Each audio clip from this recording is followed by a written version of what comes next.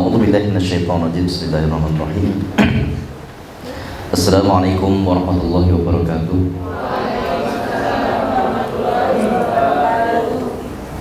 Innal hamdalillah nahmaduhu wa nasta'inuhu wa nastaghfiruh wa na'udzu billahi min shururi anfusina wa min sayyiati a'malina. May yahdihillahu fala mudilla lahu wa may yudlil falan tajida lahu waliyyan mursyida. Asyhadu an la ilaha illallah wahdahu la syarika lahu wa asyhadu anna Muhammadan abduhu wa rasuluhu la nabiyya ba'dahu. Allahumma shalli wa sallim wa barik ala sayyidina Muhammadin wa ala alihi wa man tabi'ahum bi ihsanin ila yaumiddin. Amma ba'du. Allahumma anta rabbi la ilaha illa anta khalaqtani wa ana abduka wa ana ala ahdika wa wa'dika mastata'tu.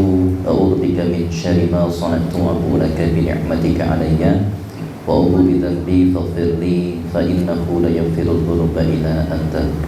Rabbi shrah li sadri wa yassir li amri wahlul 'uqdatam min lisani yafqahu qawli.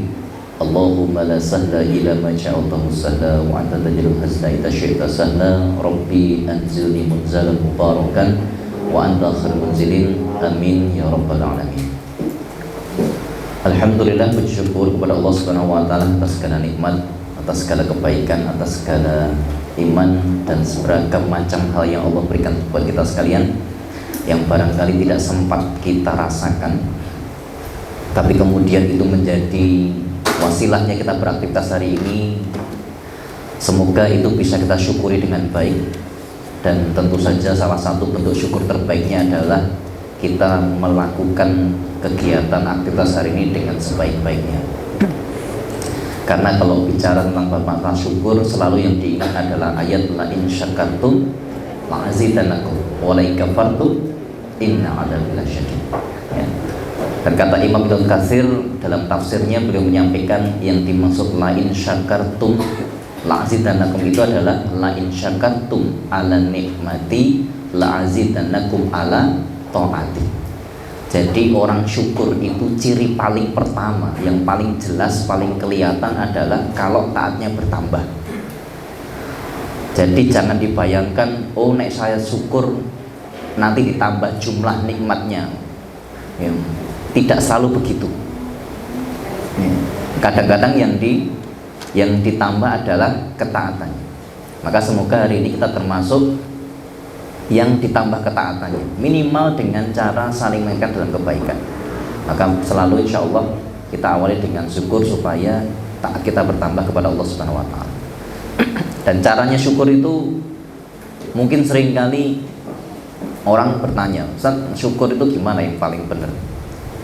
Saya meminjam teorinya Syekh Said Al-Kamali. Beliau menyampaikan syukur itu kalau pengen gampang, pengen mudah, maka setidaknya mulai dari 2 anak tangga pertamanya syukur. Kalau 2 anak tangga pertamanya syukur itu bisa dilakukan, maka insya Allah kesananya jadi lebih mudah. Yang pertama, kita pengen tahu syukur dan bisa syukur dengan baik itu kalau satu, tahu besarnya nikmatnya Allah. Tahu besarnya nikmatnya Allah, itu baru kita bisa syukur.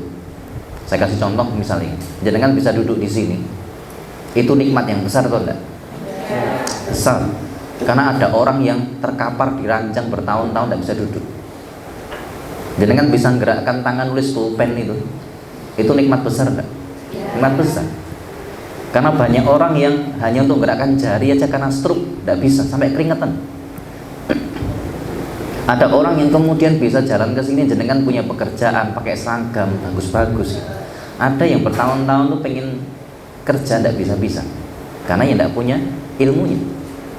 Maka syarat syukur itu yang pertama adalah tahu betul nikmatnya Allah dulu. Betapa besarnya nikmat Allah buat kita. Kita punya mata, punya telinga, punya tangan, punya nafas. Itu besar sekali. Kalau kita sudah tahu nikmatnya Allah, maka insya Allah kita jadi lebih gampang syukurnya. Yang kedua, kata beliau Syekh Said Al-Kamali menyampaikan, kalau pengen syukur maka tahu siapa yang memberi. Tahu siapa yang memberi. Jenengan punya pulpen, pulpennya itu murah atau mahal? Murah. Berapa Bu? 2000 ya.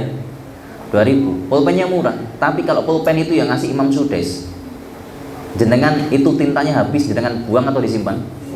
disimpen. Nek cerita karo koncone sing ditakke regane mereke apa sapa sing ngeki. Nah, udah tidak perlu lagi harganya, tidak perlu lagi bentuknya, tidak perlu iki macet apa ora, tidak peduli. Iki lho pulpen sing ngeki Imam Sudais. Maka jenengan ketika dapat nikmat, kalau tahu siapa yang ngasih, jenengan akan ceritakan itu terus-terusan. Tidak peduli itu kesedihan, tidak peduli itu keburukan, tidak peduli itu kayak apapun wujudnya.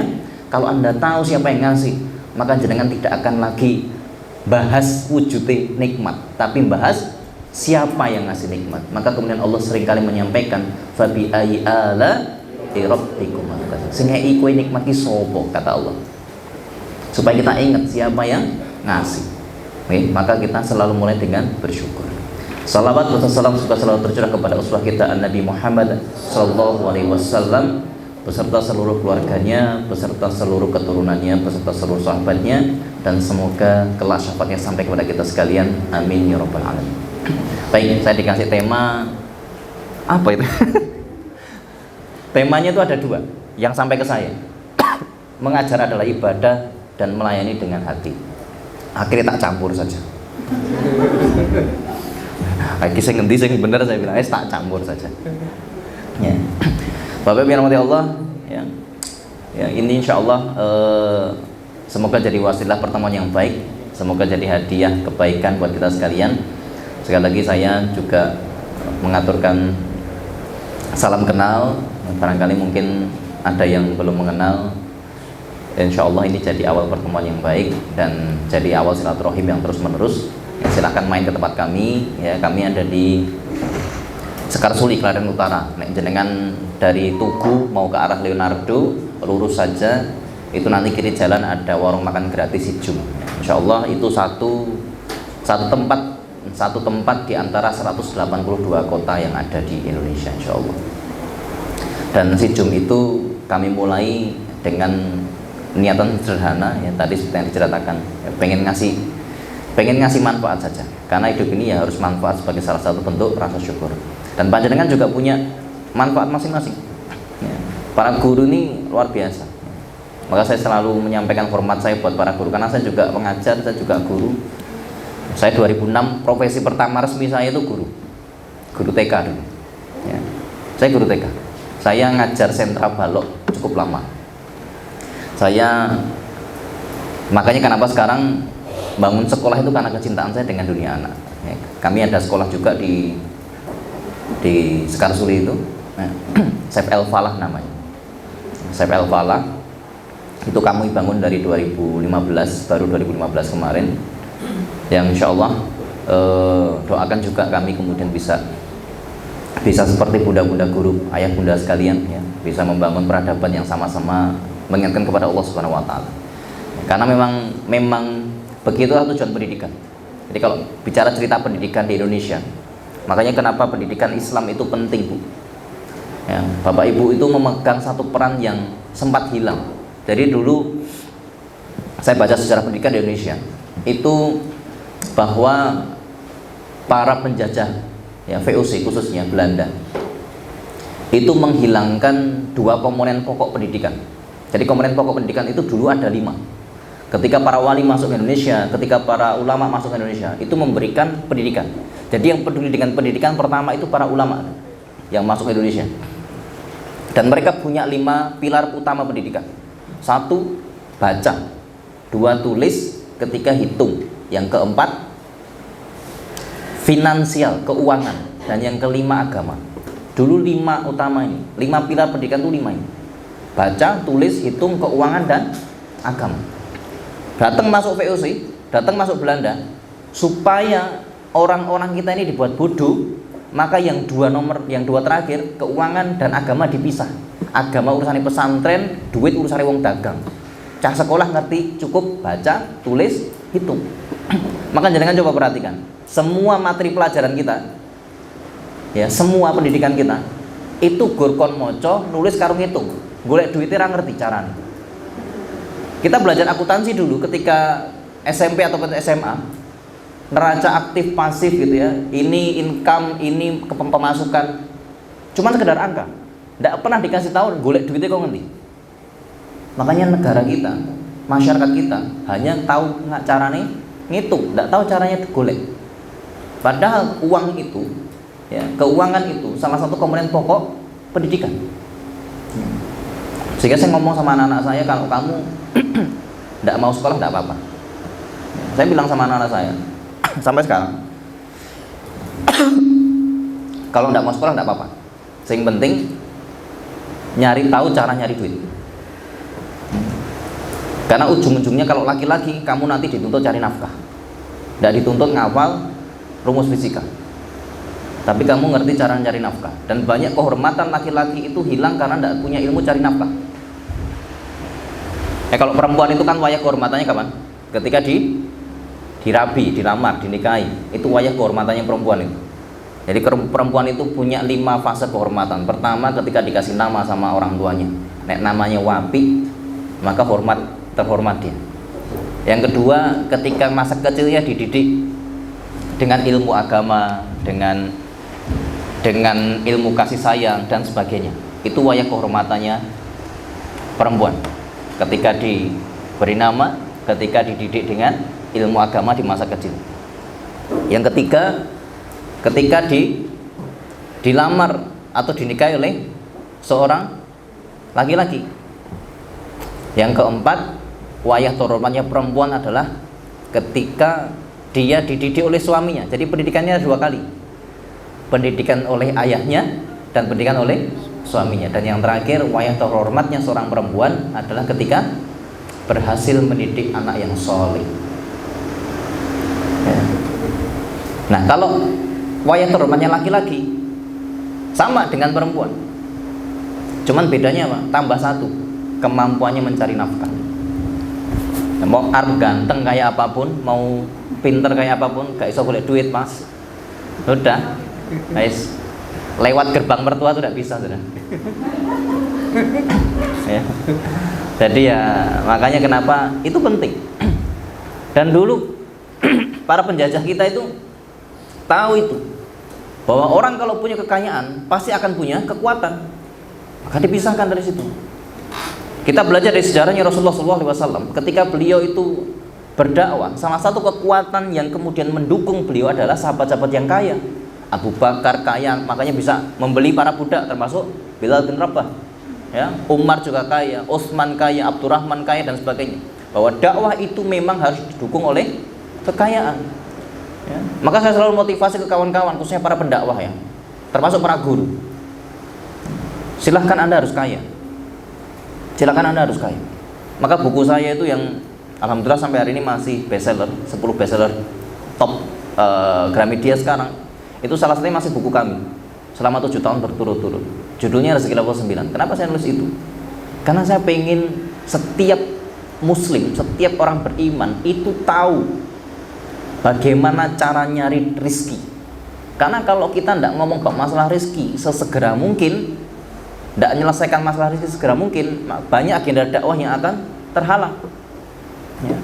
Bahkan kalau perlu, Pak, ini ibu kepala sekolah juga itu, kalau perlu guru-guru yang di sini itu, guru-guru yang tinggal datang ke sini itu ngabdi gitu. Kenapa? Ora butuh gaji kok. Begitu loh. Sehingga ngajar itu sepenuh hati, bukan sepenuh gaji. Ya Kak, tahu ya bedanya ngajar sepenuh hati dan ngajar sepenuh gaji. Kalau ngajar sepenuh gaji ya nek gajinya akeh ya semangat. Ya. Nek sithik ya lumayan. Bisa dinegosiasi lah semangatnya gitu ya kira-kira. Ya. Nek pas tanggal 6 gitu semangat ngajar itu suaranya 7 oktav. Ngajar yang kelas 1 sing krungu kelas 6. Itu luar biasa itu. Wah, itu kalau ngajarnya sepenuh gaji begitu. Kalau ngajar sepenuh hati, wah luar biasa. Maka sampai di kami itu di sekolah kami, saya sampaikan ke guru-guru saya sebuah prinsip ini. Ruangan 1x1 menyenangkan karena gurunya, 10x10 menyeramkan karena gurunya. Jadi ruangan 1x1 menyenangkan karena gurunya, ruangan 10x10 menyeramkan karena gurunya. Tidak ada kaitannya masalah fasilitas, masalah tempat, tidak ada kaitannya. Jadi kalau kemudian guru, wah kelas kita tidak ideal, Pak, bangunan kita tidak ideal, APE kita tidak mendukung, bukan guru ya. Karena ketika guru itu benar-benar dia sepenuh hati, dia bisa membuat segala macam yang ada di sekitarnya jadi sesuatu yang menyenangkan. Coba lihat film Laskar Pelangi itu, ya. Sekolah wis arep royot, wis arep roboh gitu ya. Gurune ya guru kuwi tok gitu. Fasilitas tidak ada dan sebagainya. Tapi kita lihat betapa ceritanya sangat menarik karena kehebatan seorang guru. Ya. Jangan kalau pernah baca buku Toto Chan, pernah baca enggak ya? Belum. Ada sebagian yang sudah. Saran saya setiap guru pernah baca itu sekali minimal. Toto Chan. Itu betapa pendidikan itu bisa sangat menyenangkan kalau gurunya itu kreatif. Maka dulu saya diajari ketika almarhum Bu Nibras, salah satu tokoh pendidikan anak usia dini yang sangat melegenda di Indonesia, Bunda Nibras Salim. Beliau mengajarkan kepada kami adalah ngajar itu pakai hati. Kenapa? Karena anak-anak adalah makhluk yang paling peka di dunia ini. Kalau jenengan tidak pakai hati, maka anak-anak itu tahu guru ini nyaman buat saya atau tidak, guru ini teman saya atau tidak. Ya, kan ada ya guru yang senyumnya terima kasih, sama yang senyum terima kasih, tapi senyum yang udah dari hati. Ya, jangan juga pasti merasakan. Ya, ada tuh guru yang senyum tapi anak-anak tuh takut sama dia, tidak mau sama bu ini, tidak mau. Kenapa? Karena tidak dari hati. Anak-anak itu adalah makhluk paling peka. Ada yang guru itu ditempeli bocah terus yang didikin-dili, ya ada. Karena memang anak-anak itu luar biasa. Ya, mereka sangat polos, sangat luar biasa, sangat peka sekali, sehingga mereka tahu. Maka penting kita untuk membuat profesi kita ini jadi profesi yang istimewa. Dan dulu saya ketika ngajar, ya, saya sempat jadi kepala sekolah waktu itu. Saya langsung ubah. Jadi saya kasih ke guru saya itu kartu nama. Ya. Sebagai apa? Sebagai bentuk untuk membuat mereka itu bangga. Jadi meskipun kami sekolah TK, guru saya tak bikin kartu nama. Dan di bawah namanya, tidak saya tulis guru PAUD, tidak. Saya ganti di bawah tulisannya. Namanya misalnya Miss Fulan. Saya ganti di bawahnya itu Professional Educator. Oh iya dong, pendidik profesional. Ya, wong ngelamar kok, ngelamar, dites, kemudian ada SOP-nya, duwe seragam, ya kan? Berarti professional educator. Maka kalau pas ditanya orang itu rodok bangga, no, apa? Naming guru TK. Oh, enggak bangga belas, karena naming guru TK. Oh, biar sombong dikit gitu ya. Professional educator. Wah, gitu loh. Padahal guru PAUD ya. Yo, gaji 350.000 tapi yo ini gitu loh, Mas. Jadi kawan-kawan kita ini harus punya kebanggaan. Sebab apa? Sebab profesi guru ini oleh Allah Subhanahu wa taala disetarakan dengan malaikat. Iya. Profesi guru itu sama Allah disetarakan dengan malaikat. Kalau panjenengan baca itu di surat Ali Imran ayat 18. Ya. Allah Subhanahu wa taala itu kemudian menyampaikan syahidallahu annahu la ilaha illa huwa wal malaikatu wal ulul ilmi. Jadi yang apa namanya? Yang menegaskan ke la ilaha illanya Allah di muka bumi itu adalah malaikat dan ulul ilmi dan orang yang punya ilmu. Jadi orang yang punya ilmu itu sama Allah dimuliakan sampai setara malaikat. Ini jangan minder gitu. Terlebih jenengan ngajar sekolah Islam yang ngajari Quran. Dan ingat, sesemua yang ngajar Quran itu pasti mulia. Maka saya punya rumusan begini kawan-kawan. Semua yang dekat dengan Quran pasti mulia dan dimuliakan. Jangan eling-eling itu. Semua yang dekat dengan Quran pasti mulia dan dimuliakan. Saya kasih contoh ya. Kertas nek jenengan tulis pakai kata-kata biasa. Begitu rampung kertasnya, begitu rampung dibuang. Begitu hajatnya selesai dengan kertas itu, selesai dibuang. Jangankan kok jenengan yang tulis, arsip negara loh tadi bungkus gorengan. Itu Sampai larang buka bingung. Iki nek dibuka dosa ora iki wong arsip negara. Ya kan? Bungkusnya sego pecel itu loh, rahasia negara. Tidak boleh dibaca. Ya. Pernah itu saya dapat bungkusan pecel itu rahasia negara. Tapi piye larang buka ngantek bingung. Ya. Kasih temangan itu. Ya. Mergo bekas ujian anak-anak itu. Apalagi cuma kertas kita. Tapi coba kertas ditulis pakai ayat Quran. Seketika jadi mushaf. Jangan berani tidak naruh sembarangan. Tidak berani. Ditaruh di tempat yang baik. Ya. Ditaruh di tempat yang mulia. Kenapa? Ada ayat Quran di situ. Kayu nak dicacah-cacah paling jadi kayu bakar. Saapi-api tadi mebel. Saapi-api tadi mebel.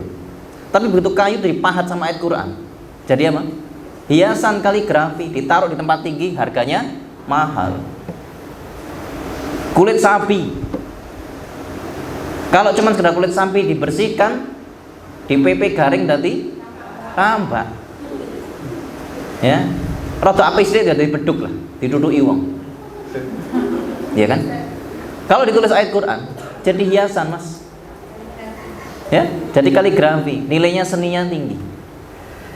Maka segala sesuatu yang ditempeli dengan Quran pasti mulia dan dimuliakan. Contoh lagi, nek pas Ramadan, biasanya pada bagi-bagi apa itu namanya, bingkisan Ramadan itu loh Bu, ya kan? Kadang-kadang yang sering paling diingat siapa? Guru ngaji, guru TPA. Kenapa tidak pernah ada pembagian sembako untuk guru penjaskes? Masa gitu itu guru penjaskes itu? Nggih, enten Pak. Ra tau dieling-eling muridnya itu deh. Ya, Masya Allah itu ya. Selalu yang diiring itu guru ngaji. Bingkisan guru ngaji. Ya toh? Hadiah apa guru ngaji. Kenapa? Karena dekat dengan Quran. Mulia dan dimuliakan. Bulan itu ada banyak. Bulan yang dinanti bulan Ramadan. Kenapa? Bulan turunnya Quran. Malaikat ada jutaan, tapi yang jadi panglima siapa? Jibril alaihissalam, karena membawa wahyu Quran. Nabi juga banyak, tapi yang selalu kita sebut namanya, yang paling agung jadi pemimpinnya para nabi, Khatamul Anbiya siapa? Kanjeng Nabi Muhammad SAW. Kenapa? Karena ada Qurannya. Malam ya ada banyak, tapi malam yang dinanti-nanti malam Lailatul Qadar. Kenapa? Malam turunnya Quran. Lihat, semua yang dekat dengan Quran mulia dan dimuliakan. Jadi jenengan itu harus kagum sama profesinya ya. Harus bangga dengan profesinya. Wong aku ngajar Quran kok, wong saya ngajar di sekolah Islam kok ya. Kita ini garda terdepannya anak-anak generasi muda, generasi depannya Islam itu kita. Generasi masa depannya Islam itu panjenengan semua ini. Maka jangan sampai ciut nyalinya, jangan sampai minderan gitu nggih. Jangan sampai minderan ya. Meskipun barangkali kalau disandingkan dengan profesi di luar sana, kita ini sama buruh pabrik, gaji ini buruh pabrik, Bu. Gede buruh pabrik gaji ini kita ini. Bener ya. Tapi jangan ngelihat itu. Kalau kita ngelihat gaji pasti akan minder. Kalau kita ngelihat gaji pasti akan kecil hati. Tapi yang kita lihat adalah kita ini sedang ngajar siapa, untuk apa, dan atas perintah siapa. Makanya Rasulullah SAW kemudian sampai menyampaikan ya, khairukum, yang paling baik di antara kalian apa? Man ta'alamal Qur'ana wa 'alama, dan yang ngajar. Ya. Yang terbaik di antara kalian, kata Rasulullah, itu yang ngajar Quran. Nih. Makanya jangan selalu ngukur profesi guru itu, ngapunten nggih, dengan apa yang didapat. Tidak akan nyambung. Tidak akan nyambung. Sebab apa? Kenapa kok seluruh motivasi tentang mengajar itu selalu dikaitkan sama urusan akhirat? Ya. Jenengan ngaji, jenengan ngajar, jenengan jadi guru. Selalu tuh para ustadz, ya, para pimpinan ngajari kita apa? Sudahlah, nanti sing ngunduh neng akhirat dan sebagainya. Kenapa? Karena saya pikir-pikir ini bukan masalah motivasi mergo yayasan ra gelem bayar dhuwur, ndak. Tapi pikir-pikir bukan itu ya. Kenapa? saya mikir akhirnya apa? Oh, saking mulianya sampai tidak ada barang dunia yang bisa ngukur kemuliaannya guru. Saking mulianya profesi kita sampai tidak ada barang dunia yang bisa ngukur kerjaan kita. Maka tidak ada yang bisa ngukur apa namanya yang harus didapatkan guru itu apa sih, enggak. Justru kalau kita kemudian ngukur segala sesuatunya dengan barang dunia, wes habis sudah. Terlalu cemen, terlalu remeh. Maka insya Allah hari ini baru mukadimah ya. Materinya masih nanti jam 12. Ya, masih sanggup ya? Ya, insya Allah. Jadi teman-teman para pengajar sekalian, itu adalah bentuk betapa kita itu harus bangga dengan profesi. Karena setiap yang Allah berikan buat kita itu nantinya akan jadi sebabnya kita mulia. Kalaupun bukan kita yang mulia, anak turun kita yang mulia. Ya. Nah, salah satu alasan kenapa saya bangun TK, ya, insya Allah doakan kami semoga bisa nyusul panjenengan bisa punya SD. Kenapa? Oh, nah, beda. Ya. Sekolah saya sekolah bebas, ya, sekolah langsung Bali. anak saya itu gitu, anak saya itu sekolah langsung Bali. Anak saya itu gitu, setiap pagi itu saya tanya, saya bangunin anak-anak saya itu, saya bangunin. Habis sholat subuh kan saya kasih waktu untuk tidur lagi ya, karena sekolahnya tuh tidak pernah ngasih waktu tidur. Makanya saya tuh masih nyari sekolah sampai hari ini yang nyediain waktu tidur. Ya, kita tuh rada-rada aneh Bu soalnya Bu, ngapunten nggih. Ini barangkali mungkin perlu jadi pertimbangan kita sekalian para pendidik Islam. Kita tuh kan punya kewajiban untuk membangunkan anak kita waktu subuh, nggih. Ya, dan saya melakukan itu. Anak saya kecil-kecil itu saya bangunkan waktu subuh. Ben sholat subuh di masjid. Terus kalau mereka tidak tidur sampai siang kan pasti ngantuk. Ya. Maka saya tuh masih nyari sekolah yang kalau jam-jam 11 ngasih waktu tidur buat anak gitu. Saking rawono nih saya gregetan pengen kayak sekolah dia itu karena itu. Iya. Ya. Kenapa? Oh ada. Oh iya. Anaknya pindah sana aja. Anak saya nanti pindah itu. Iya, saya pengen nyari tuh anak yang siang tuh tidur. Supaya apa? Dia tidak melakukan kewajibannya untuk sholat subuh. Ya. Kalau saya lihat di Cina itu gitu kok. Di Cina saja ya, yang mereka tidak ngerti sholat subuh, itu ngasih waktu tidur anak-anak di waktu siang. Di Cina itu. Karena ternyata penelitian itu membuktikan, ya. Saya baca jurnal. Kenapa Facebook, American Online, Google, IBM dan hampir semua perusahaan besar di dunia itu memberikan waktu tidur kepada karyawannya minimal 26 menit setiap siang. Jadi 26 menit setiap siang itu karyawannya disuruh tidur siang. Kenapa? Karena ternyata otak kita itu punya potensi 30% lebih hebat setelah tidur siang. Makanya kenapa sunnahnya Rasulullah itu tidur siang 30%, Pak. Bayangkan ya. Nah kita ini seringkali lemot itu karena wayai kudune wis merem itu dong, merem itu loh. Ya, kadar oksigen di otak kan sudah berkurang kan? Ya. Itu jam-jam guru-guru yang dapat jam 1, jam 2 ngajar itu wis wallahu alam itu. Ya.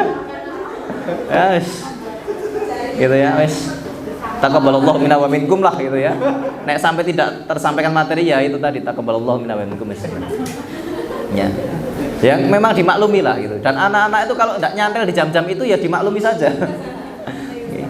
Ya, karena sudah OTW menuju ke alam yang ya itu tadi, alam sadar, alam bawah sadarnya itu.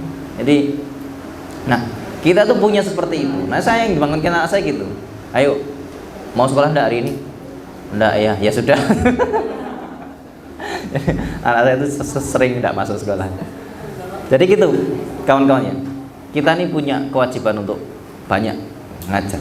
Maka ada hal yang perlu kita paham bahwa jadi seorang pendidik itu tidak hanya sekedar profesi saja, tapi ada nilai-nilai istimewa yang harus kawan-kawan dapatkan dan harus kawan-kawan pegang.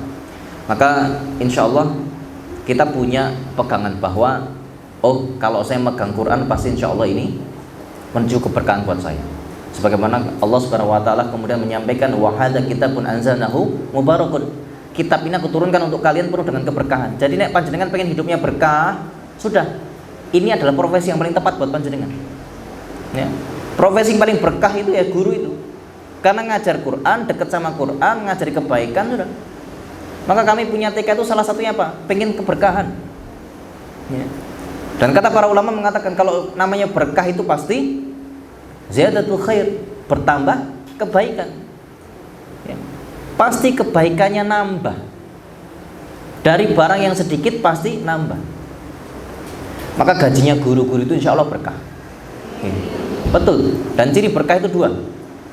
Satu, kalau sedikit rasanya cukup, kalau banyak tidak bahaya. Cirinya berkah itu dua. Sedikit rasanya cukup. Sidik memang yang diterima, tapi insya Allah cukup itu. Selama panjenengan tidak pengen gamis sing 500.000. Ya. Wes kanggo sing pasmina wes to. Wes. Nek perlu sing Paris itu ya. Nek di Sawang tembus itu. Ya. Ini motivasi supaya yayasannya sing nukok ke ibu maksudnya. Kode. Ya. Ya. Jadi insya Allah cukup itu. Ya. Karena sedikit rasanya cukup. Dan kalau banyak tidak jadi bahaya. Karena harta yang tidak berkah itu pasti akan membawa bahaya bagi pemiliknya. Ada yang bahaya banyak, ada yang banyak bahaya. Ada. Pas miskin tidak pernah nyoba maksiat. Begitu punya duit agak banyak nyoba maksiat. Karena dulu tidak kebeli. Banyak yang begitu. Wah aku dhisik melarat ora pernah nyoba. Gandeng saiki ndek tak nyoba. Banyak. Ya. Nggak pernah kenal barang haram. Begitu duitnya agak banyak, beli barang haram. Nih. Ada yang dulu ketika gajinya sithik setia sama istrinya. Begitu akeh sithik rabi meneh, itu ya ada. Makanya guru itu penting itu untuk gajinya tetap stabil sedikit. Ya, wes bahaya nek rada akeh sithik bahaya itu. Ibu-ibu tuh khawatir nek gajine bojoku akeh sithik wah bahaya itu. Ya. Maka ya itu. Saya curiganya begitu. Makanya kalau banyak itu tidak bahaya kalau dia barokah, insyaallah. Jenengan punya gaji sedikit tapi kemudian bikin panjenengan itu sujud terus gitu ya. Ya Allah kok sithik gitu. Gersulo terus gitu ya karena sithik. Itu kan baik loh. Membuat panjenengan senang sujud, senang donga gitu ya. Karena gaji sedikit jadi panjenengan sering poso, itu kan jadi baik. Ya. Ya. Ya Allah kok sithik gitu. Gini. Tapi motivasi ibadahnya jadi tinggi gitu loh. Yes. Saya tidak yakin nek wakeh gajine. Jenengan masih duduk di sini tidak yakin saya. Nggih. Ah wis ra mangkat apa-apa, ditokke ya wis wong cekku akeh. Gitu kawan-kawan. Ya. Orang ngajar apa-apa lah. Gajine bojoku akeh. Kadang-kadang yang membuat kita bertahan karena apa? Ya nek ora bertahan, wong ya gur sithik wae gur saka kuwi tok. Maka seringkali kita ini jadi dekat dengan Allah, kemudian merintih karena kebutuhan yang barangkali mungkin seringkali membuat hati gelisah, tapi itu membuat kita ingat sama Allah Subhanahu wa taala. Jadi kan sering dzikir, ya. Karena apa? Yaitu sedikit yang terasa cukup dan ketika banyak dia tidak jadi bahaya. Dan Allah Maha tahu. Maka panjenengan ini dibuat hatinya itu punya kekuatan yang lebih jadi guru. Dan keberkahan itu yang kita cari. Ya. Dan jangan sampai jenengan lupa. Karena jenengan ada di tempatnya keberkahan, jangan lupakan keberkahan ini untuk ditawasuli. Ya. Di agama kita itu mengajarkan tawasul, boleh tawasul. Dan ada 3 tawasul yang dibolehkan oleh syariat. Ya. Ada 3 tawasul yang dibolehkan oleh syariat. Yang pertama, tawasul dengan asmanya Allah Subhanahu wa taala. Jenengan kalau doa pakai Asmaul Husna, itu boleh. Sebagaimana para nabi juga berdoa dengan itu. Ya. Tawasul dengan nama-namanya Allah itu boleh. Apa itu tawasul? Tawasul itu lewat wasilah. Ya. Boleh kita bertawasul dengan asmanya Allah supaya dorong doa kita. Yang kedua, tawasul lewat doanya orang soleh yang masih hidup. Jadi jenengan kok tahu ada orang soleh, ada guru soleh, jenengan datang, Ustaz tolong doakan saya begini-begini, boleh. Ya, para sahabat dulu saling minta doa mendoakan. Sayyidina Umar minta doanya Sayyidina Abu Bakar, Sayyidina Abu Bakar minta doanya Sayyidina Umar. Ya, bahkan Rasulullah kemudian pernah menitipkan pesan, nanti kalau ketemu ada kabilah dari Yaman namanya Uwais Al-Qarni, mintalah kalian doa kepada dia. Ini bukti bahwa minta doa ke orang soleh masih hidup itu boleh. Ya, yang tidak boleh nek jenengan datang ke kuburan, ya, minta doa tidak jelas kesolehannya, ya, dukun-dukun dan sebagainya itu. Nah, jenengan ke Gus Samsudin minta doa itu tidak boleh. Atau tenan. Ya, wah gitu. Orang lewat dianggap wali gitu ya. Guru lewat tok padahal gitu, dianggap wali. Okay. Mesjan, wali murid apa? Ya, saya juga wali murid. Okay. Nah, yang ketiga yang dibolehkan ditawasuli adalah amal soleh. Jadi kalau panjenengan sudah paham bahwa panjenengan itu di tempatnya, tempat yang penuh keberkahan, tempat di mana ngajarin Quran, jangan sampai lupa mentawasuli amal. Jangan sampai lupa mentawasuli panjenengan punya pekerjaan, punya kebaikan. Dan saya meyakini itu. Jadi kenapa salah satu alasan kami punya sekolah, punya TK, bukan karena bisnisnya, Pak. Kalau nggak punya bisnisnya, tidak nutup. Ya, sekolah kami alhamdulillah termasuk salah satu sekolah yang masih mempertahankan harga murah. Karena saya memang bilang sama guru-guru saya, ya, dan keuangan, jangan mahal-mahal supaya banyak orang yang bisa nyekolahin anaknya di tempat yang baik. Saya bilang begitu. Saya mendingan nombok, betul saya itu. Karena saya tidak mau kehilangan keberkahan. Saya tidak mau kehilangan keberkahan. Karena supaya saya itu ketika ngadap Allah, saya pengen masih punya wasilah amal soleh. Ya Rob, sekolah kami ngajarin baca Fatihah, sekolah kami ngajarin baca Quran, sekolah kami ngajarin adab, sekolah kami mengenalkan kepadamu ya Rob. Kalaupun kemudian itu punya nilai pahala, tolong jadikan kemudahan untuk saya, anak keturunan saya, guru-guru saya, dan semua yang terlibat di dalam dakwah. Itu saya doanya begitu. Ya. Karena saya tidak mau rugi, Bu. Dan itu boleh disyariatkan. Kita berdoa dengan amal soleh kita itu disyariatkan. Maka panjenengan jangan sampai lupa. Ya. Sehingga sering kali saya sampaikan ke kawan-kawan, hati-hati jadi guru. Jangan sampai panjenengan ngeluh di tempat yang sebenarnya penuh keberkahan. Wong wis ngajar yang sekolah kok ngeluh. Guru tuh tidak boleh ngeluh. Rugi, Bu, ngeluh. Ibarat panjenengan itu ada di ibarat ikan di akuarium. Ya, kok kekeringan, kok kehausan, itu rugi. Wong panjenengan di tempatnya penuh keberkahan. Ya, ngeluh di tempat keberkahan itu rugi betul. Ya, daripada ngeluh mending pakai setiap amalnya untuk tawasul, untuk doa. Ya Allah, tadi saya ngajar, sampun cekap. Insya Allah ikhlas lillahi ta'ala. Menawi engkang kula mucal tadi bernilai pahala. Tolong ya Allah jadikan kemudahan untuk hidup saya, anak keturunan saya, pasangan saya, istri saya, suami saya, orang tua saya. Amin, sudah. Jangan kalah sama ayam. Pitik ini boleh paling pinter nek masalah tawasul. Nggih. Pitik itu paling pinter masalah tawasul. Ya. Tidak ada makhluk yang paling pinter kecuali pitik nek masalah tawasul. Begitu dia nelur, jangan tahu ya. Ayam itu kalau bertelur langsung petok gitu. Itu nek ditranslate ke bahasa Indonesia yang baik dan benar. Oh, jenengan pernah belajar, saya pernah belajar. Itu nek ditranslate, Pak. Itu artine kok enggak cocok begitu. Nggih. Makanya begitu pitik itu nek ngendok niku langsung tok. Siapa Pak? Begitu dia ngeliat telurnya, loh, kok bunder? Oh, aku ndek cengkir kok anakku bunder. Aku ndek cucuk anakku bunder, aku duwe sayap anakku bunder, aku duwe pulu anakku bunder, aku duwe ceker anakku bunder. Maka begitu ndelok anaknya bunder, kok enggak cocok begitu. Coba tak. Besok nek ana pitik ngendok rungokno tenan. Artinya niku, Pak. Nggih. Maka begitu dia tahu ke anaknya enggak cocok, maka kemudian dia apa? Dia tawajuhkan hatinya.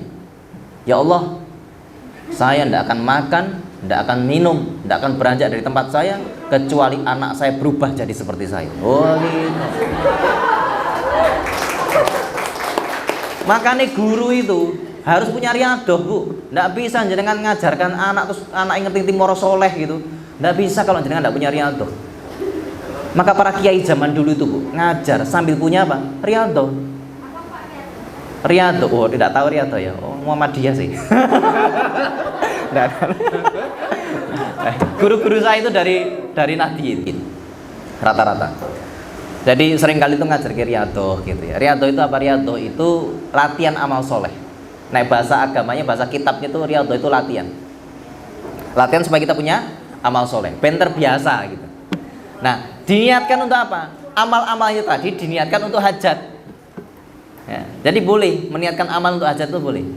Oke, sebagaimana Rasulullah juga pernah menyampaikan, nek pengen rezekinya banyak maka sedekahlah, obatilah penyakitmu dengan sedekah. Barang siapa yang pengen dimuliakan maka begini maka begitu. Barang siapa yang pengen dan sebagainya. Itu dibolehkan. Nah, para guru zaman dulu itu riyadhah. Jadi kalau dia ngajar siangnya, malamnya apa? Sholat tahajud.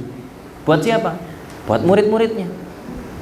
Sampai saya pernah tuh dapat cerita dari kiai saya waktu itu.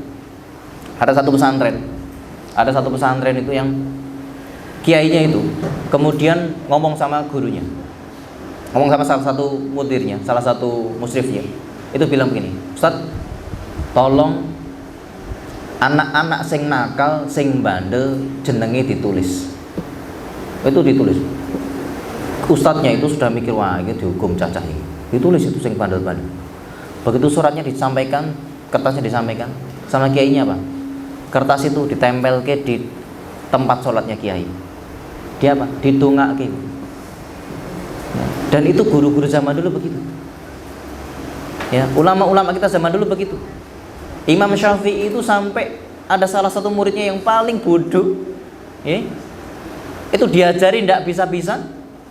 Ya, kata Imam Syafi'i apa? Andai ilmu ini makanan, tak suapin. Saking tidak bisanya diajar. Tapi karena riyadhahnya Imam Syafi'i luar biasa, okay? Sama si murid itu, akhirnya apa? Si murid ini jadi ulama. Ya.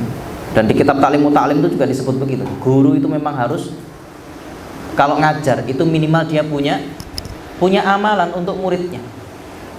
Supaya ketika dia ngajar muridnya paham. Ketika muridnya diajar bisa jadi orang-orang soleh. Sebab kadang-kadang bukan omongan kita yang masuk ke hatinya, tapi Allah yang menggerakkan hatinya untuk faham. Dan itu bisa dimiliki kalau kita punya amal. Maka guru-guru nih jangan kemudian mengabaikan amalan-amalan ini. Ya. Riyadhah itu sama seperti ayam tadi, dia punya amal supaya anaknya soleh. Panjenengan punya murid supaya muridnya soleh. Ya. Sampai disebutkan oleh gurunya Burhanul Islam Syekh Zarnuji, disampaikan dalam kitabnya. Beliau menyampaikan kenapa para ulama itu punya sifat kasih sayang. Karena mereka dengan sifat kasih sayangnya itu berharap berkahnya kasih sayang, murid anak-anaknya juga jadi alim. Jadi karena barokahnya kasih sayang mereka kepada muridnya, mereka berharap anak-anaknya jadi alim. Sampai ayahnya Al-Imam Al-Ghazali itu punya satu amalan, saking pingin anaknya itu soleh. Jangan tahu amalannya ayahnya Al-Imam Al-Ghazali itu ada dua, yang membuat kemudian Al-Imam Al-Ghazali namanya masih disebut sampai sekarang, dan termasuk salah satu ulama fikih yang diakui oleh Ahlus Sunnah wal Jamaah. Satu, selalu ngajak anaknya itu datang ke majelis taklim. Setelah selesai minta doa sama yang ngajar. Jadi kalau setiap kali majelis taklim itu ayahnya Imam Al-Ghazali itu bawa anaknya untuk datang, duduk setelah selesai didatang kepada gurunya, minta didoakan. Ini. Yang kedua, amalannya ayahnya Imam Ghazali itu tidak makan kecuali dari jerih payahnya sendiri. Jadi kalau dikasih duit, dikasih orang, dikasih lagi ke orang lain. Dia hanya mau beli makan, beli beras, beli roti, beli gandum atau apapun itu hanya dari jerih payah. Saking pengen memastikan yang dimakan itu halal, supaya anaknya tidak makan yang haram. Akhirnya kita tahu, oh dua-duanya itu kakak beradik. Imam Ghazali dengan kakaknya Ahmad itu alim soleh. Jadi guru ya begitu, sama. Jenengan jangan sampai lupa kalau ini itu amal. Karena ini amal, maka boleh ditawasuli, boleh dijadikan sebagai wasilah untuk berdoa kepada Allah Subhanahu wa taala. Ya Allah, kalau itu kebaikan, jadikan itu kemudahan bagi kehidupan saya, anak keturunan saya, suami saya nyari rezekinya lancar, dan seterusnya. Orang tua saya dimuliakan. Gitu, Bu. Sehingga panjenengan eman arek lepas profesi ini tuh eman. Wong ada kantong keberkahannya kok. Ada pegangan keberkahannya kok. Eman. Sehingga saya eman lepas profesi jadi guru sampai sekarang. Wes tetap jadi guru, wes ngajar saja. Eman. Meski nulis, meski juga dagang, meski juga kemudian punya beberapa usaha, punya amal usaha, tapi tidak melupakan profesi utama saya ngajar. Nah kalau disuruh ngajar ya ikut, siap. Kemana siap? Karena saya tidak mau kehilangan keberkahan ngajar. Maka suatu saat ketika panjenengan misalnya Allah takdirkan panjenengan kok jadi entrepreneur, jadi pengusaha, sugih, kaya raya begitu ya, tetap harus punya spirit ngajar. Maukah sampai kapanpun itu. Nah, sekali guru itu sudah selamanya guru. Jadi insya Allah itu kebaikan. Itu yang pertama, jenengan punya keberkahan. Yang kedua, ini wasilahnya panjenengan dinaikkan derajat. Ini wasilahnya jenengan dinaikkan derajatnya. Kita itu mungkin dari berbagai macam latar belakang, dan tidak jarang ada mungkin yang latar belakang keluarga kita biasa-biasa saja. Maka guru itu salah satu cara untuk panjenengan dinaikkan derajatnya oleh Allah Subhanahu wa taala. Sebagaimana janjinya Allah, yarfa'illadina minkum, ya, dinaikkan, ditinggikan derajat di antara kalian, ya, ditinggikan derajat di antara kalian. Siapa? Orang yang beriman kepada Allah. Sampai di situ disampaikan beberapa derajat. Berarti kita itu orang yang kemuliaannya itu beda dengan orang-orang yang lain. Siapa yang dinaikkan derajatnya oleh Allah? Orang yang beriman dan yang punya ilmu. Ya. Dan itu salah satu ciri supaya kita terlihat di antara manusia yang lain. Ya. Saya punya cerita nih, kisah nyata. Ini jenengan barangkali mungkin pernah dengar namanya. Ada salah satu ulama besar namanya Atha bin Abi Rabbah. Ya, Atha bin Abi Rabbah itu salah satu pewaris ilmunya Abdullah bin Abbas. Ya, jadi Allah Subhanahu wa taala itu memang mengangkat derajatnya orang-orang berilmu. Dan salah satunya adalah kisahnya Atha bin Abi Rabbah. Jadi kalau Abdullah bin Abbas itu, Ibnu Abbas itu kan salah satu sahabat yang didoakan oleh Rasulullah SAW. Beliau itu punya kepahaman tentang Al-Quran. Dan sepeninggal beliau ada murid-murid yang meneruskan. Dan kalau bicara tentang Ibnu Abbas, itu ada 3 murid yang besar namanya, 5 sebenarnya, tapi biasanya yang sering kali dibaca itu 3. Yang pertama adalah Ikrimah, ya. Yang kedua Mujahid bin Jabir.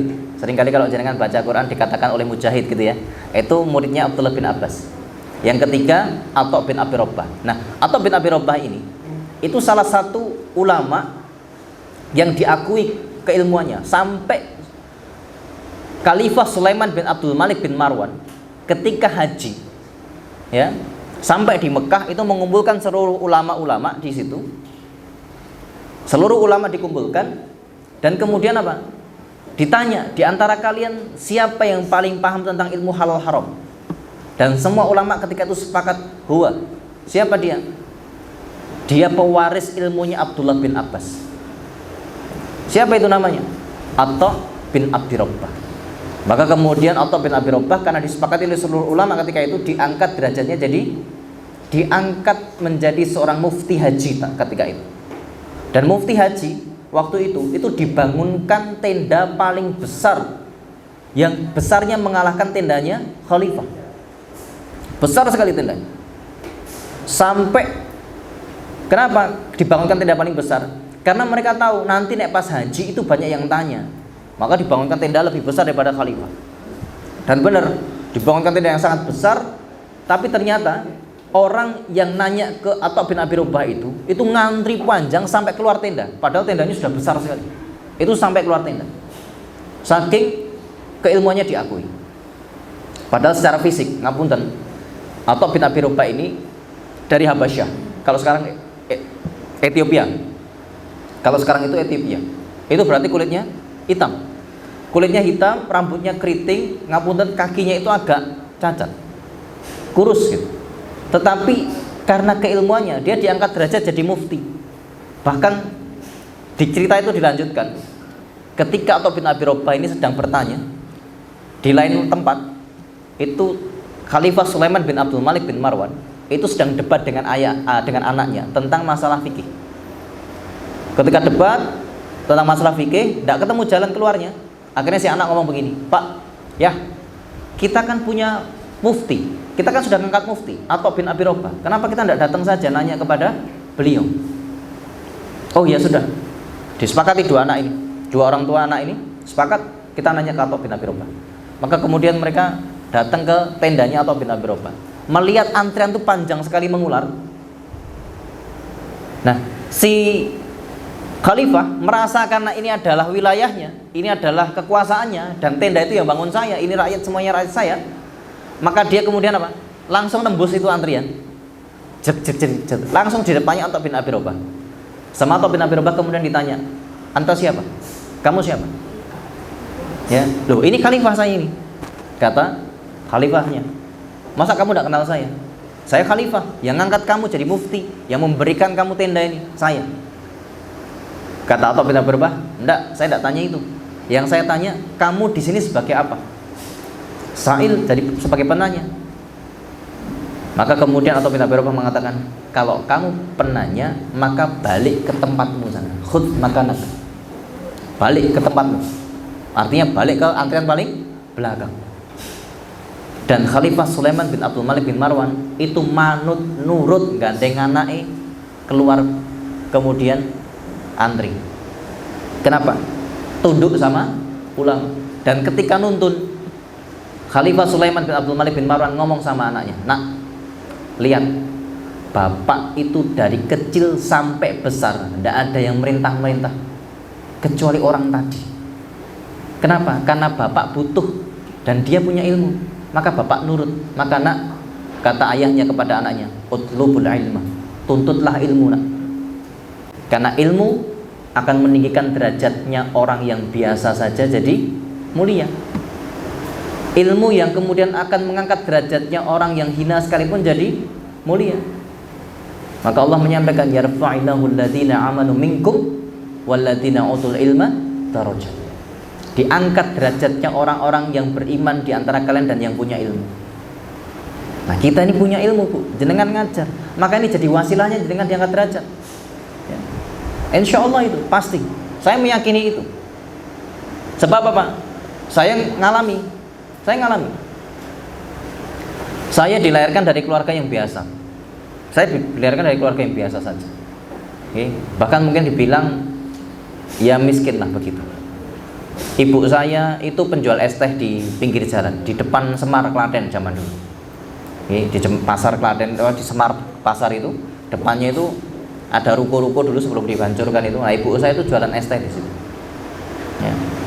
Kami ngontrak di daerah Gunungan, belakang Kawasaki, di luar Kawasaki itu. Dulu ada kontrakan di situ, murah, 75.000 sebulan. Cuman sak petak soalnya, ukuran 4 meter kali 2 meteran lah. Mancang. Nah, saya dibesarkan di situ. Ya. Bapak saya kerjanya serabutan. Jadi saya tuh sejak masuk SMA hari pertama day one, saya langsung tahu persis bahwa saya tidak bisa kuliah. Ya. Kenapa masuk SMA dan masuk SMK? Ya karena teman-teman saya waktu itu banyak masuk SMA, gitu aja. Jadi kepenginannya bocah aja. Jadi saya tidak pinggir panjang waktu itu. Tapi begitu saya masuk SMA, saya tahu persis bahwa saya tidak bisa kuliah. Dan betul, lulus SMA saya tidak bisa kuliah. Tapi kemudian takdir membuat saya kemudian sempat nyantri, bisa nyantri, kemudian di pondok dan belajar meskipun tidak kuliah, tapi kemudian ketemu sama guru ngajari saya dan sebagainya. Akhirnya saya punya sedikit ilmu dan itu yang kemudian mengangkat derajat keluarga kami. Ya. Kampung di tempat saya sekarang itu tinggal dulu adalah kampung di mana ibu saya jadi pembantu rumah tangga di situ. Jadi karena keluarga kami itu sederhana sekali, serba kekurangan, sampai setiap orang tua saya itu setiap orang tua saya itu setiap satunya orang tua saya itu punya 3 profesi setiap hari. Jadi ibu saya itu kalau pagi jualan nasi bungkus keliling pakai sepeda, siang jualan es teh di pasar, malamnya nyetrikain bajunya orang-orang sampai nyuci bajunya orang-orang itu. Bapak saya gitu gitu, kalau pagi loper koran, siang jaga toko, ya, kemudian malamnya jualan kaset pita itu, ya, dari temennya. Ya, jadi tiap hari orang tua saya punya 3 profesi untuk cari duit. Jadi pendidikan anaknya itu tidak terlalu diperhatikan. Ya. Nah, tempat di mana saya tinggal sekarang itu adalah dulunya tempat di mana ibu saya itu nyetrika bajunya orang, jadi pembantunya orang. Ya. Tapi sekarang ibu saya dimuliakan di sana. Kenapa? Karena tahu ibu saya. Ya. Jadi kalau ketemu ibu saya, ya ngejeni sekarang. Bahkan di tempat kami itu kemarin, ini cerita aja. Kemarin ibu saya sakit gigi. Di tempat kami, di kampung kami itu kan ada yang buka dokter gigi, praktek dokter gigi juga. Terus ibu saya datang ke situ diantar istri saya. Ya. Begitu selesai, ketika mau bayar, tidak boleh bayar. Kenapa? Oh, ibunya Ustaz tidak usah bayar katanya. Ibunya Ustaz nanti tidak usah bayar, langsung saja katanya.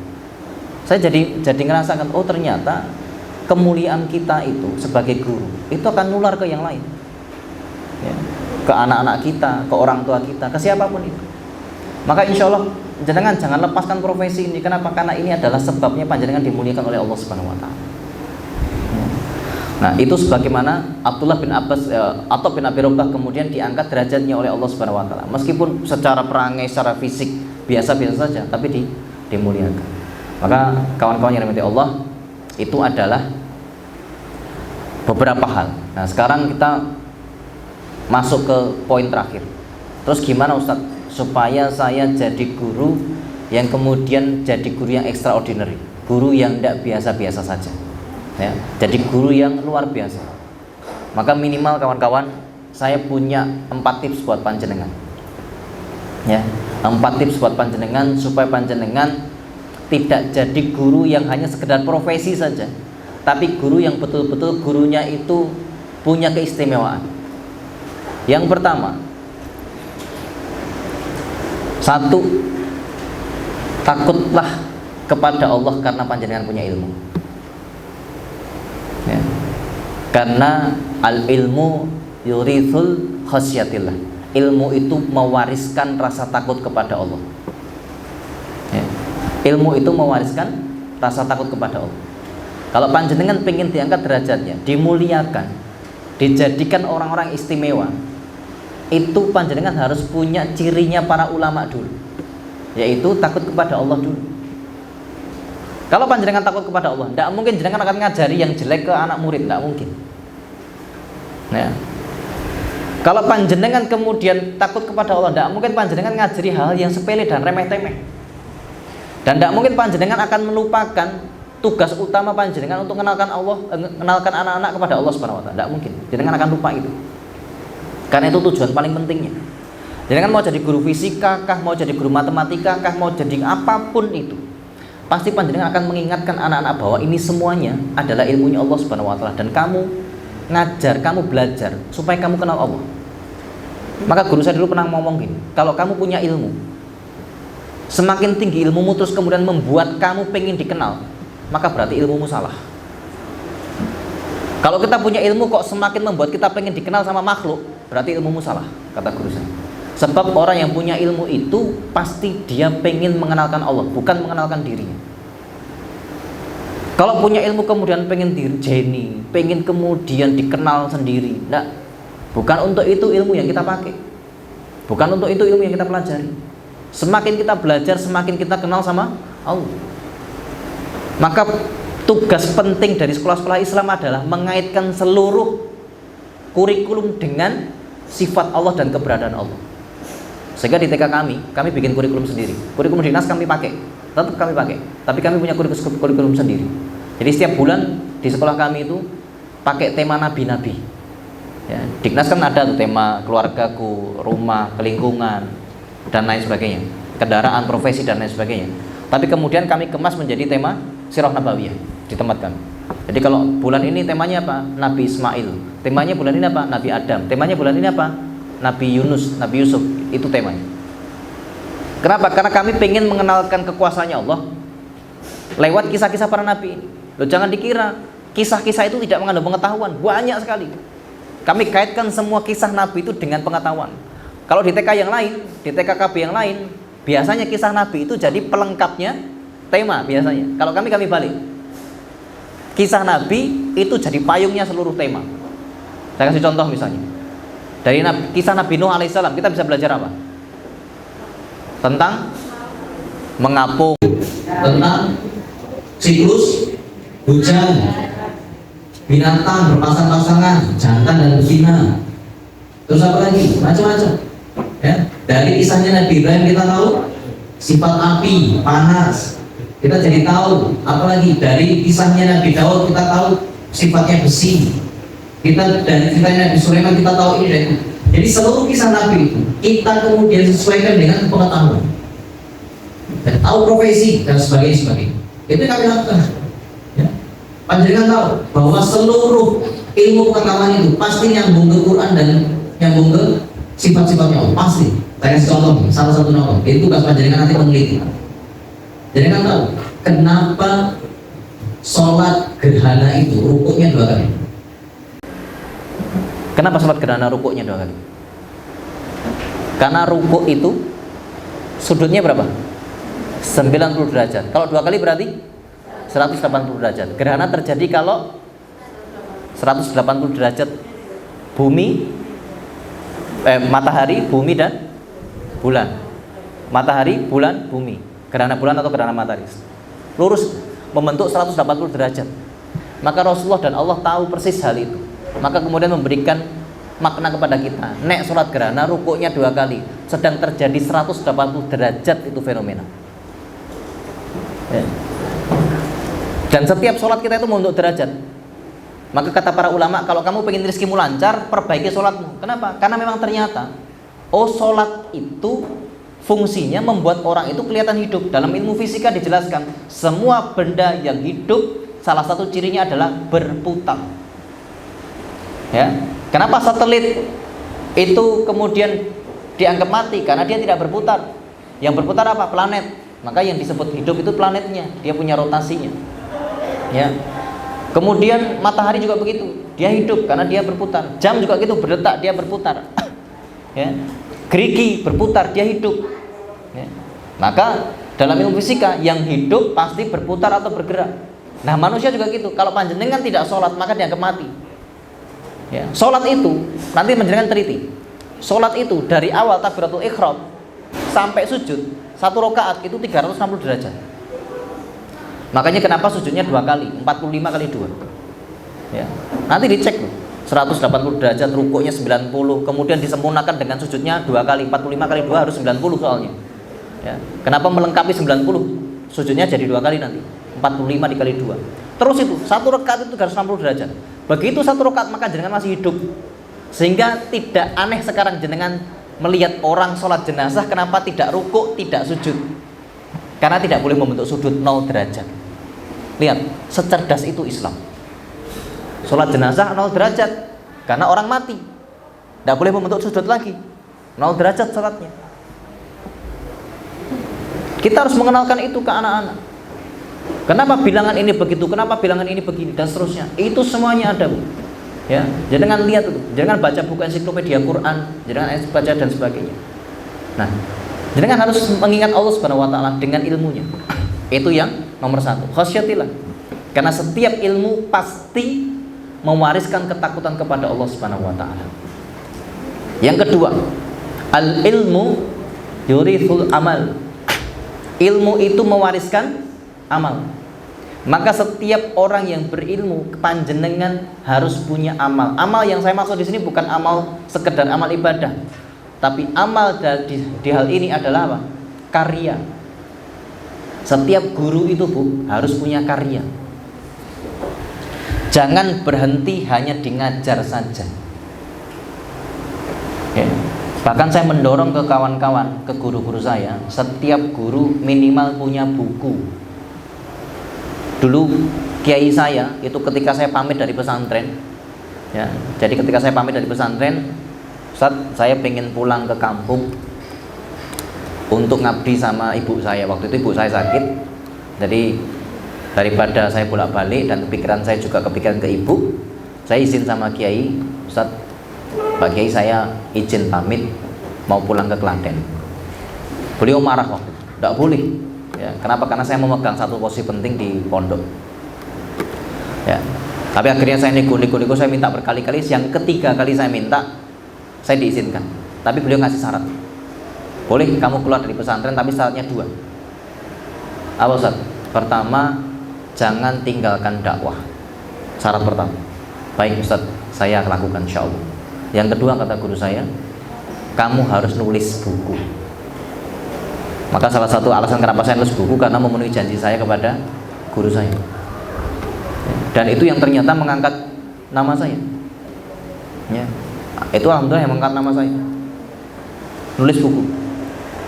Maka setidaknya setiap guru itu punya karya. Andai pun penjenengan tidak punya buku, ya punya blog lah misalnya.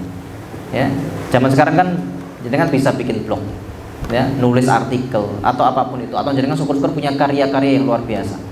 Ya. Karena guru sekarang itu harus punya keistimewaan. Jangan sampai anak tuh merasa tidak cukup belajar di sekolah. Akhirnya apa? Kita lihat tuh les-les tuh penuh tuh.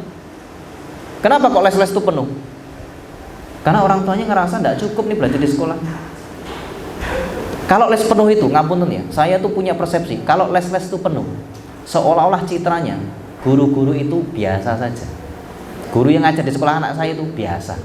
Ijek keren guru les. Kalau menurut saya gitu, itu bahasa halusnya gitu.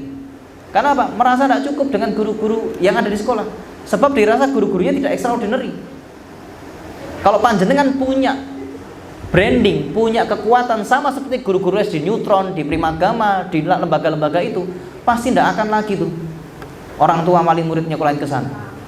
Ya. Wah, guru kami punya kok, Bu, cara cepat sama seperti mereka. Guru kami punya kok smart solution sama seperti mereka. Guru kami punya kok hal seperti itu. Kenapa? Bisa jadi karena kita tidak pernah membranding diri. Ini yang seringkali terlupakan dari para guru. Panjenengan lupa membranding diri.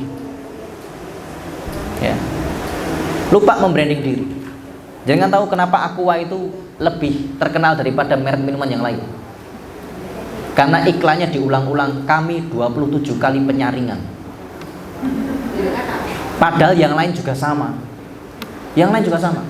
Ada satu minyak yang dulu iklannya almarhum Haji Mas Said.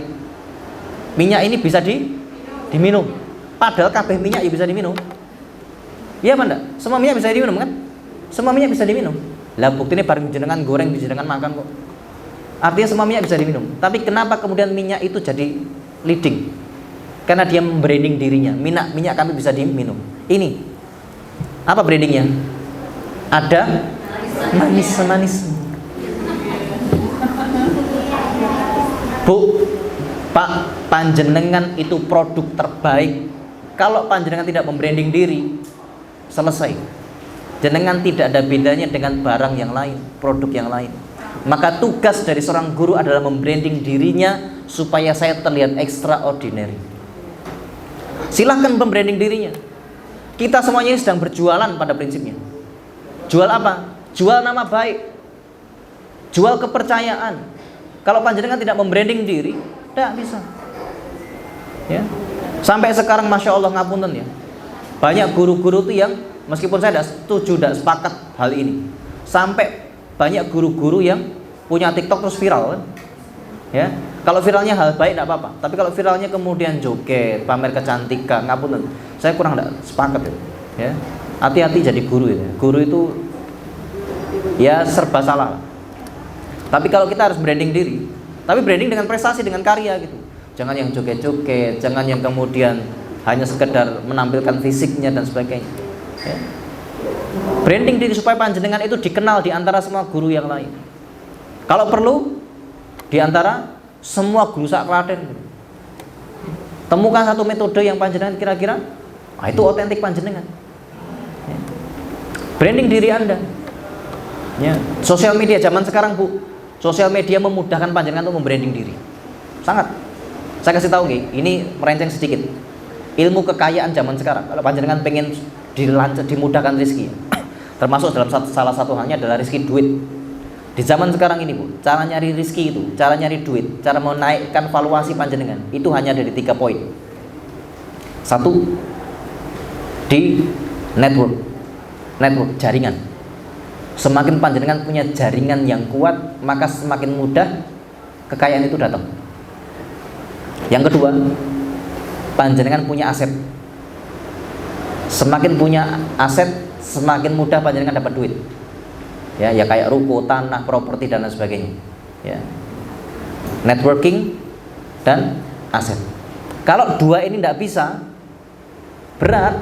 Wah, tidak punya jaringan orang kaya, tidak punya ya aset-aset yang besar, maka lakukan yang ketiga yang paling mungkin. Apa? Influence. Maka zaman sekarang orang berlomba apa?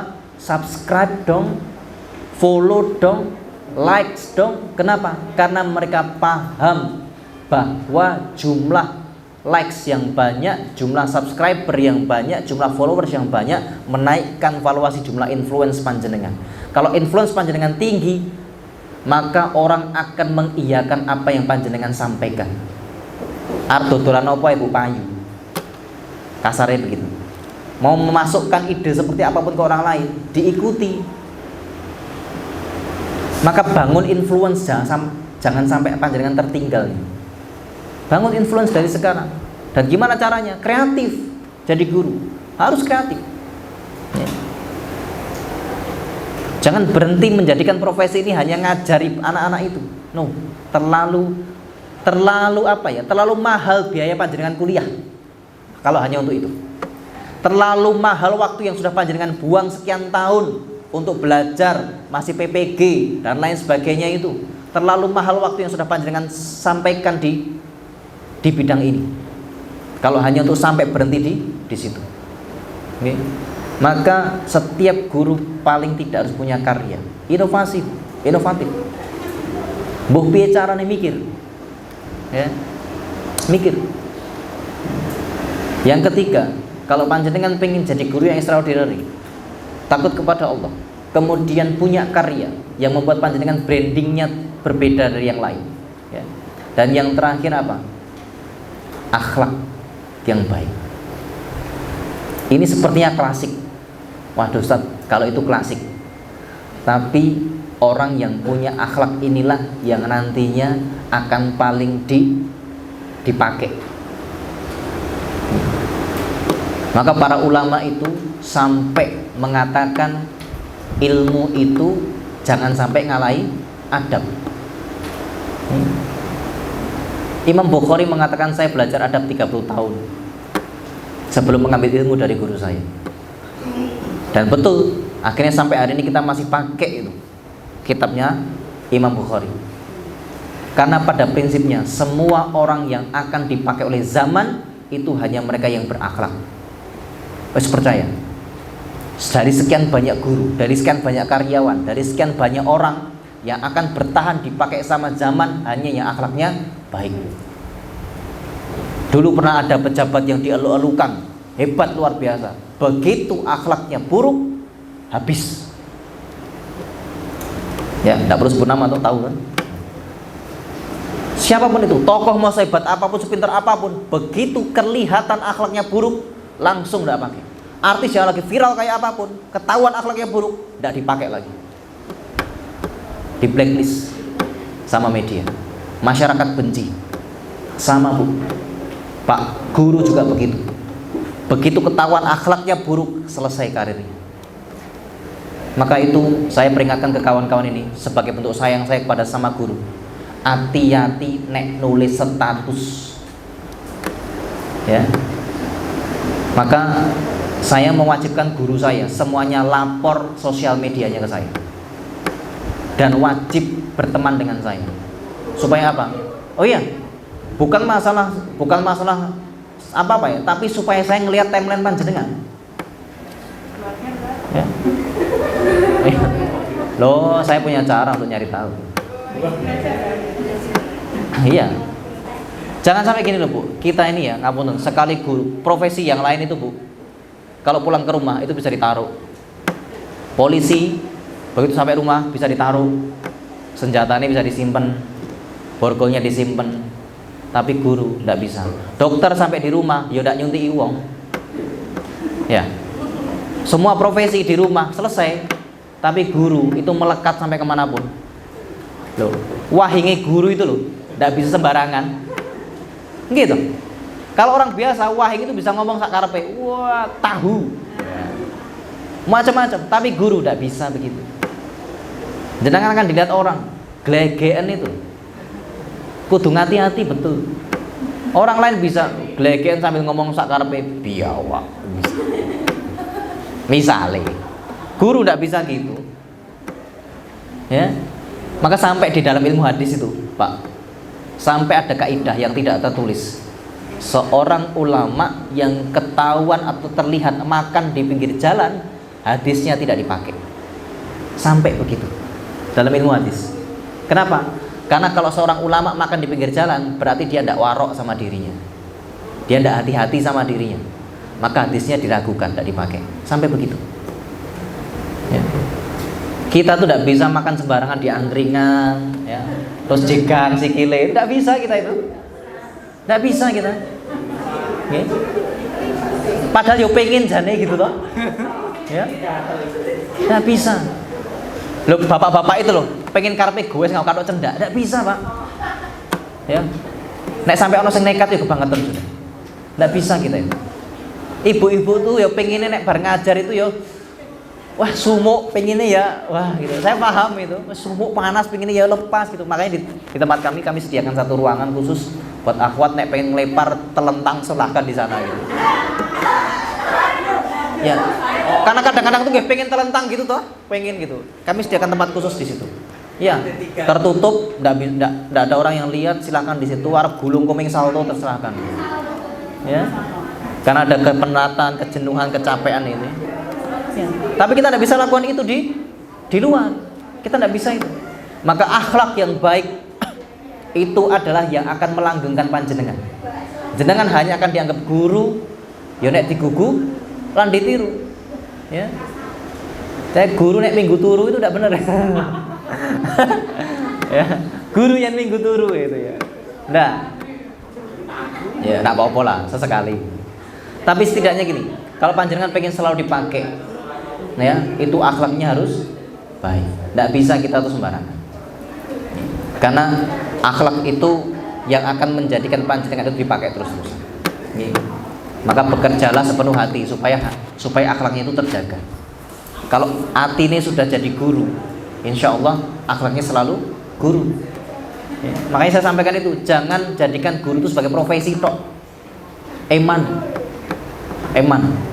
Jenengan sudah dimuliakan kok. Dan yang keempat, yang terakhir penutup, ya.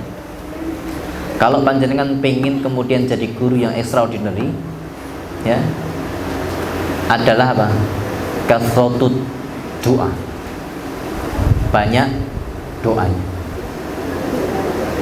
Banyak doanya. Ini yo klasik Ustaz. Iya, saya tahu. Tapi mau tidak mau ini harus saya sampaikan. Sebab ini rahasianya para guru-guru alim, ini rahasianya para guru-guru soleh, ini rahasianya para guru-guru yang hari ini namanya masih langgeng dikenal. Kiai Haji Ahmad Dahlan itu memulai membangun Muhammadiyah dengan 21 orang anak muda. Dan 21 orang anak muda itu yang membesarkan Muhammadiyah sampai seperti sekarang.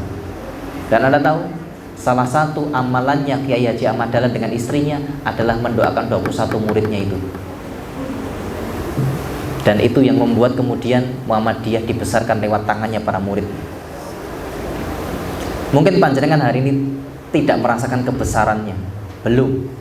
Tapi selama doanya panjenengan tidak berhenti, maka suatu saat panjenengan akan balik ngerasa gitu. Dan dalam buku saya Rezeki Level 9 itu saya sebutkan salah satunya diantaranya, salah satu wasilah rezeki yang sering kali dilupakan oleh orang apa? Doa. Doa itu jalan rezeki, Bu. Bukan sekedar pengharapan kepada Allah Subhanahu wa taala. Saya juga baru tahu bahwa doa itu jalannya rezeki setelah meneliti bab masalah rezeki. Ya. Itulah kenapa para ulama zaman dulu kalau ketemu sama orang yang soleh yang lain itu mintanya doa, bukan minta foto. Nah, zaman sekarang ketemu ulama minta foto. Piye deh. Zaman dulu itu ketemu ulama itu minta doa. Ya. Kalau ketemu artis saya minta foto. Minta doa. Karena saking tahu ya doa itu yang jadi wasilahnya rezeki. Ya. Qala rabbukum ud'uni astajib lakum, kata Allah. Berdoa kepadaku niscaya aku kabulkan. Maka pertanyaan sekarang ini, kalau kita doa kepada Allah, kapan dikabulkannya? Kapan dikabulkannya? Halo? Waktu yang tepat. Waktu yang semua indah pada waktunya gitu ya. Kayak syair ya. Jadi kan setelah ini harus tahu jawaban yang benar. Kapan doa kita dikabulkan? Seketika. Kapan? Seketika. Ustaz, tidak salah kan? Tadi pagi saya doa kok dereng kabul. Padahal dikabulkannya kapan? Seketika. Kalau panjenengan belum ngelihat dampak doanya, sebab kita yang tidak tahu jalannya doa. Jadi doa ini Bu, Pak, kalau panjenengan doa, ya Allah, kulo pengen sugih, itu naik selama syarat doanya semuanya terpenuhi, maka doa itu pasti naik ke langit. Dan begitu sampai di levelnya Allah, di dimensinya Allah, maka Allah akan bilang kun fayakun, terkabul, jadi. Doa itu turun lagi Pak, Bu. Begitu turun sampai ke langit dunia, maka begitu sampai di langit dunia, berlaku hukumnya dunia, maka dia butuh sunatullah, berlaku hukum sebab akibat, butuh wasilah. Maka seringkali doa itu berjalan. Saya kasih contoh ya, ada orang yang doa, ya Allah, saya pengen sugih. Doa itu naik ke langit, Allah bilang kun fayakun. Ini memenuhi syarat doa. Ada istighfarnya, ada sholawatnya, ada baiknya, ada perkataan yang baik dan seterusnya dan seterusnya. Sudah semuanya, ya. Terus turun. Begitu turun terkabul tuh. Kita doanya di Klaten, turunnya di mana? Bisa jadi di Papua. Oke. Ada orang di Papua sana yang sedang nyari produk yang panjenengan punya. Dia nyari produk, telepon temannya di Makassar. Mas, punya enggak produk ini? Jumlah sekian. Wah, enggak punya, lagi kosong. Tapi kalau mau saya kasih kontak teman saya di Surabaya. Cari Surabaya. Sama juga, enggak bisa menyediakan karena padat waktunya, mau mendekati Ramadan. Terus itu. Akhirnya apa? Dari satu nomor telepon ke nomor telepon yang lain, dari satu nomor telepon ke nomor telepon yang lain, terus sampai ketemu nomor telepon panjenengan yang waktunya ternyata butuh waktu 5 bulan. Begitu ketemu nomor telepon panjenengan, kontak-kontakan, ternyata produk yang jenengan jual speknya sesuai, jumlahnya tepat. Kenapa? Barangkali mungkin selama sekian bulan tidak laku. Tidak laku panjenengan mungkin jualan. Jangan sempat mau putus asa. Produk stok banyak. Tapi Allah karena pengen ngasih panjenengan rizki, orang yang dari Papua itu nyari panjenengan selama 5 bulan lewat wasilah, ketemu orang yang keliru, ketemu orang yang kurang tepat dan seterusnya, sampai di panjenengan 5 bulan. Kapan doanya dikabulkan? Seketika, sudah 5 bulan yang lalu, tapi turunnya ke panjenengan selama 5 bulan. Ada contoh lagi, misalnya ada perempuan doa, ya Allah saya pengen jodoh ya Rob, sing sugih. Oh ketok kok harapan betul. Ya Allah, saya pengen jodoh ya Allah sing sugih, sing ganteng, sing soleh. Nek ono ora gelem karo jenengan keke. Nah, amin Ibu, amin ya Allah, amin, kabul. Tapi begitu doa itu syarat semua doa terpenuhi, naik ke langit. Begitu naik ke langit Allah bilang kun fayakun. Langsung turun itu doanya seketika. Sekali lagi apa? Seketika. Turunnya di mana? Di Korea. Allah gerakkan. Wah. Langsung Allah gerakkan hati laki-laki di Korea nyari jodoh. Oke, ternyata TKI Sragen. Iya, TKI Sragen sing lagi kerja di Korea. Kerja kontrak 3 tahun. Oke. Begitu 3 tahun selesai, pulang ke Indonesia, balik ke Sragen, ndonga wedit akeh. Ketika punya duit banyak, maka ndak kepikiran yang lain kecuali nyari istri. Terus tukeran CV kali ustadz sama ustadz ini sama ustadz itu. Jenengan keke delalah ke tukeran CV, cocok-cocokan delalah ketemu. Begitu ta'aruf cocok. Akhirnya rabi, nikah, sah. Begitu sah, kalau orang yang tidak tahu, maka dia akan ngomong, "Ya Allah, donga pun 3 tahun nembe kabul." Keliru atau salah? Salah. Karena apa? Karena sebenarnya doanya sudah dikabulkan 3 tahun yang lalu, tapi perjalanan yang ngenteni masih mulih. Paham nggih? Maka berarti sekarang orang yang tidak banyak doa adalah orang yang pelit sama rizkinya sendiri. Jangan tahu kenapa kita sering kecewa sama doa. Sebab butuh sesuk dongane lagi kok bengi. Butuh sesuk, ya Allah sesuk ya Rob. Dongane kok bengi, mudune neng Irian. Wah. Cek suwe mlakune. Dongane kok bengi mudune cek neng Aceh. Turunnya masih di tempat-tempat yang jauh dari tempat kita. Maka orang yang seneng mepet donga itu sok pede. Ya, dikira wali. Langsung titik dekat gitu ya. Padahal dongane butuh wasilah. Ketika turun ke langit dunia butuh wasilah. Seperti orang ketika mengharapkan anak, Allah ijabah butuh waktu 9 bulan sebelum lahir. Nggak ada ya Rob, kalau pengen bayi, gitu. Malah bingung dewe toh. Anak sapa Pak? Ya malah padu gara-gara itu. Ya Allah. Semuanya butuh wasilah. Nggih, Bu, nggih. Ada 4. Yang pertama, jenengan takut kepada Allah. Jadikan semua ilmu panjenengan mengenalkan anak-anak kepada Allah dan sifat-sifatnya. Yang kedua, panjenengan punya amal, punya karya, punya branding, punya keistimewaan supaya panjenengan dikenali di antara yang lain. Yang ketiga, punya akhlak, karena akhlak yang akan kemudian membuat panjenengan terus dipakai sampai kapanpun. Dan yang nomor 4, punya banyak doa, karena doa adalah jalannya rizki bagi seorang guru. Pun ngoten insyaallah, semoga manfaat yang sedikit ini ya. Mohon maaf kalau ada bercanda-bercanda yang barangkali kurang berkenan. Ya insyaallah kita ketemu di lain kesempatan dengan keadaan yang lebih baik, dan semua hajatnya kawan-kawan semuanya dikabulkan oleh Allah Subhanahu wa taala. Yang belum punya jodoh Allah segerakan jodohnya. Yang masih punya cicilan Allah lunaskan cicilannya. Yang belum punya rumah Allah berikan rumah terbaik. Yang kemudian punya keluarga Allah jadikan keluarganya sakinah mawaddah warahmah. Al-Hatimiyah wa la kulli salihah. Al-Fatihah. A'udzu billahi minasyaitonir rajim. Bismillahirrahmanirrahim. Alhamdulillahirabbil alamin arrahmanir rahim maliki yaumiddin. Iyyaka na'budu wa iyyaka nasta'in. Ihdinas siratal mustaqim. Siratal ladzina an'amta 'alaihim ghairil maghdubi 'alaihim waladdallin. Amin. Adanallahu wa iyyakum ajma'in. Tsumma assalamu alaikum warahmatullahi wabarakatuh.